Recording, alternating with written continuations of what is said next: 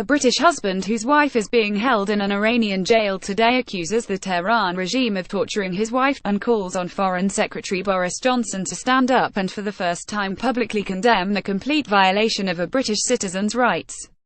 Writing exclusively for The Independent, Richard Ratcliffe offers the most detailed account yet of the spectacularly cruel treatment inflicted on his wife Nazanin Zaghari-Ratcliffe, who was arrested in April 2016, at the end of a 12-week holiday in Iran with the couple's 21-month-old daughter, Gabriella.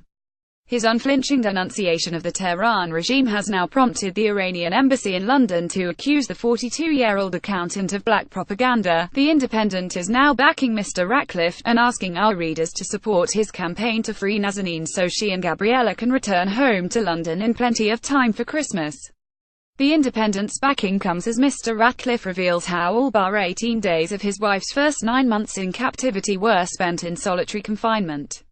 He says the innocent 38-year-old charity worker was subjected to repeated interrogations by Iran's dreaded Revolutionary Guard, who falsely accused her of being a threat to Iranian national security before subjecting her to a trial that was a mockery of justice.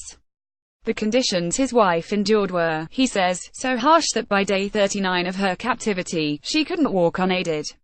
On the 8th of October this year, Nazanin, who has dual British-Iranian nationality, walked into an Iranian courtroom expecting early release from a 5-year sentence, only to be told she was facing new charges that could condemn her to 16 more years in Iranian jails.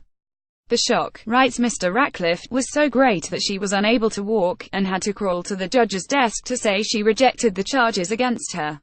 While his wife was in jail, says Mr. Ratcliffe, the Revolutionary Guard kept Gabriella's passport until May 2017.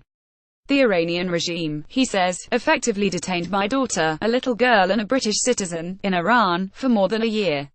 And while this was happening, he says, his wife's Revolutionary Guard interrogators were taunting her. Nazanin, your husband has abandoned you. He has taken your child away. You will never see Gabriella again. The family as they were Nazanin, Gabriella and Richard Change.org. Gabriella, now 3, is able to visit her mother in jail and remains with her Iranian grandparents in Tehran. Mr. Ratcliffe has promised his wife he would never return Gabriella to London without her permission.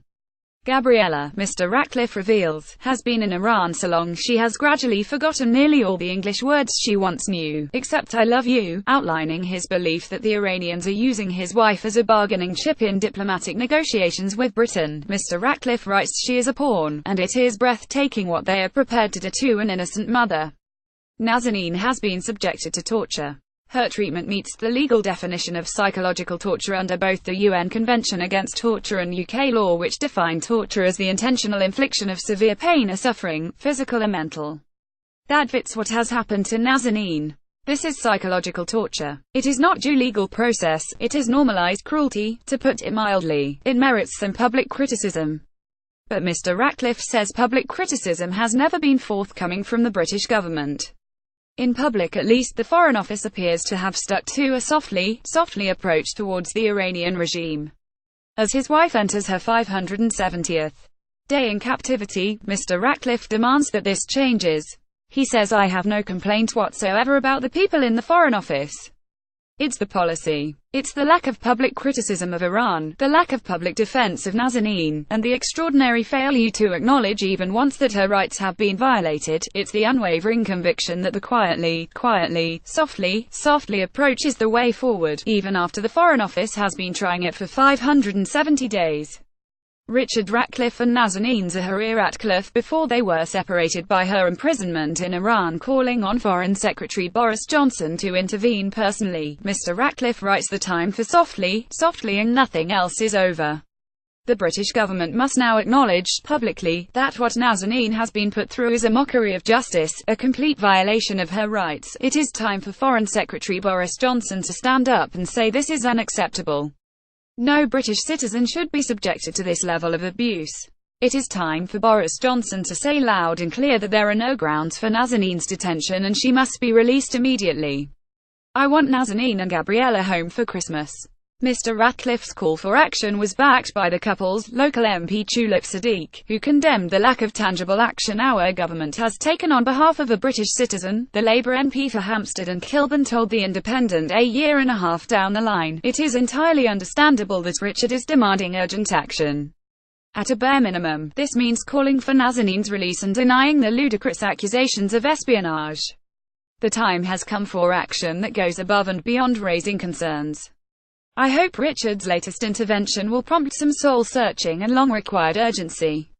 Ms. Siddiq added the human rights abuses Nazanin has faced are cruel and unforgivable.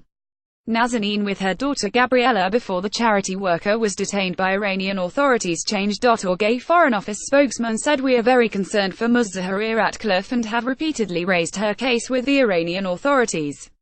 Over the last fortnight, the Foreign Secretary has discussed all our dual national cases, including Ms. Zaghari-Ratcliffe, with Iran's Foreign Minister Zarif and Vice President Saleh. Our Minister for the Middle East, Alistair Burt, has done the same with the Iranian ambassador in London, as has our ambassador in Tehran with Iran's Deputy Foreign Minister.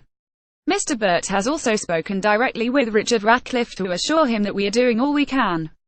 We have been in regular contact with Ms. Zaghari-Ratcliffe's family since we were first made aware of her situation, and Mr. Burt has met her family, both in London and Tehran, to discuss the case.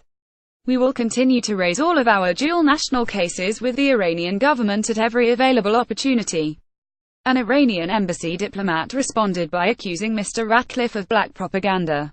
He claimed this is not the first time that Mr. Ratcliffe has tried to intrigue public opinion and make black propaganda based on false information in order to mislead the media and public opinion about the realities on the ground. The diplomat insisted Ms. Zaghari-Ratcliffe had been detained by the Iranian authorities due to her illegal acts.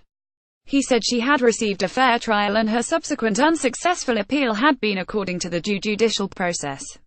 Rejecting claims that she had been tortured or denied her legal rights, the diplomat claimed while being in prison is not a pleasant experience. She has full access to medical care and services, to a social worker, and she has the right to regularly, twice a week, contact her husband, meet her family including her parents who live in Iran, and her daughter. Her daughter has access to her British passport and lives comfortably with her grandparents based on her mother's free will. To sign the petition calling for Nazanin to be released, visit change.org. Free Nazanin Ratcliffe. Reuse content.